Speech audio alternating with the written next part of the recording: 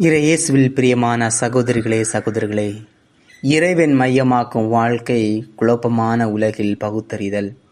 புனித இக்னாசியார் சபைக்கு ஒரு பெரிய பரிசை தந்தார், பகுத்தறியும் அருளை.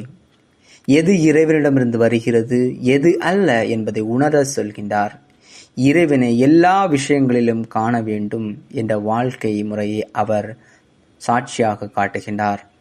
அவர் வாழ்ந்த வழி இறைவனுடைய மாட்சிக்காக அமைந்தது. இன்றைய நற்செய்தி வாசகத்தில் இறையாட்சிய வலையில் பிடிக்கப்பட்ட பல வகை மீன்களுடன் ஒப்பிடுகின்றார்.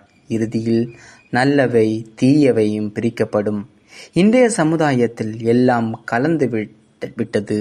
உண்மை எது, நல்லது எது என்பதை புரிந்து கொள்ளாமல் இருக்கின்றோம்.